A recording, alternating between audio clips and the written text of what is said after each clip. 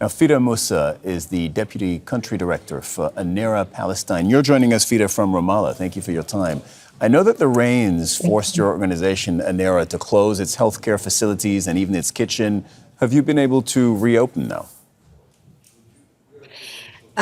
We have been able to reopen them, but we did suffer.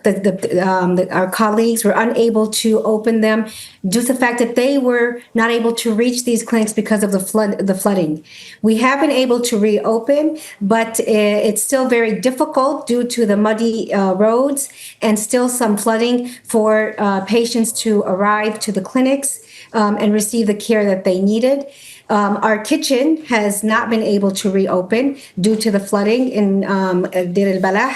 And this means that the people suffering from the rain are also unable to receive the easy way, if there is such an easy way, of having a cooked meal delivered to them. So we are facing a lot of difficulty in actually being able to carry out our aid work, but this has not stopped us, and we continue to try.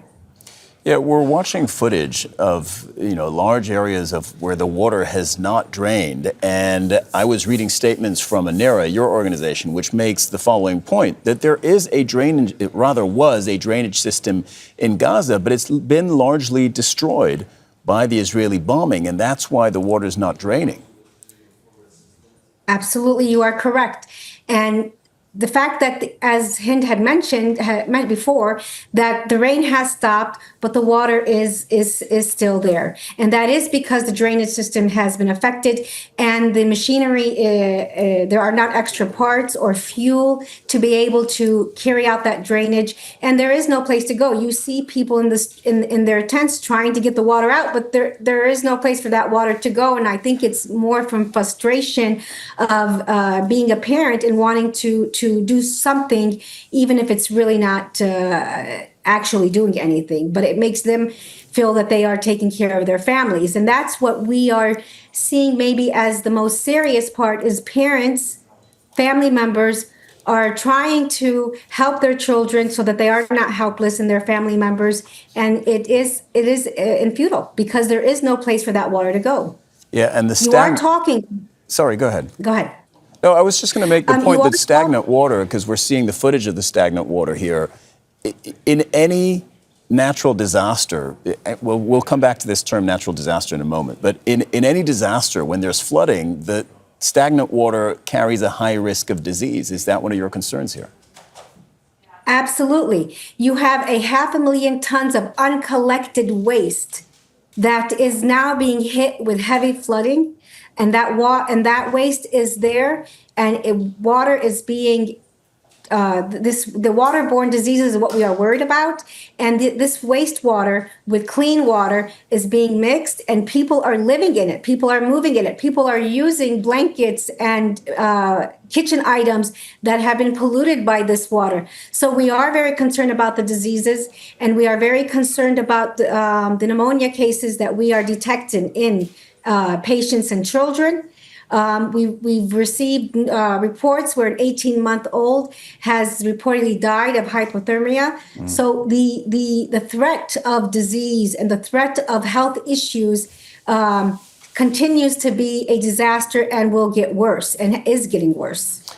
Yeah, I incorrectly, Fidah, used the word natural disaster just a second ago. I say incorrectly because the rain, of course, is natural.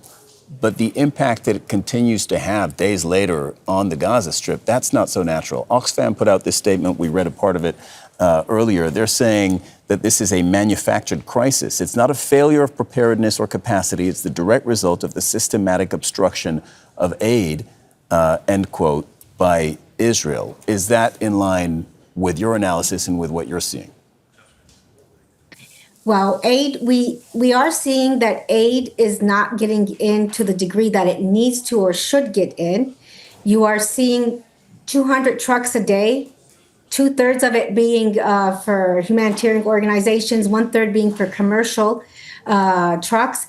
However, that is 1/3 of what was said would be entered. And so you are looking at 1 in every 3 people receiving something they need. And the items that are being entered are not all the items that are needed.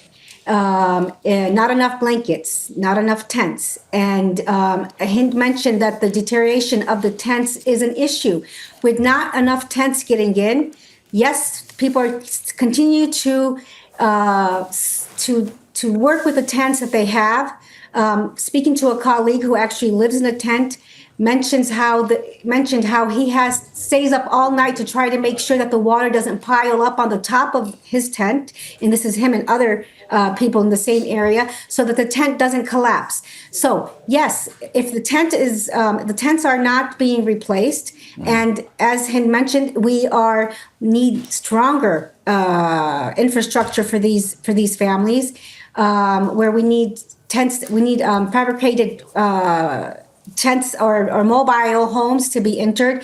So yes, the aid is not enough, and the items that are entering are not enough, and there's missing a lot of things. But we need the basic blankets, tents, clothing, all of these items that people need for daily living. I'd like our viewers to keep in mind as they walk, who are not living in Gaza, as they walk around their homes, that the people in Gaza do not have these basic things.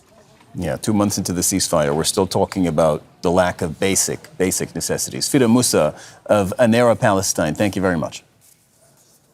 Don't miss out and get the full picture. Subscribe to Al Jazeera for reliable news and expert insights. Like, share, stay ahead.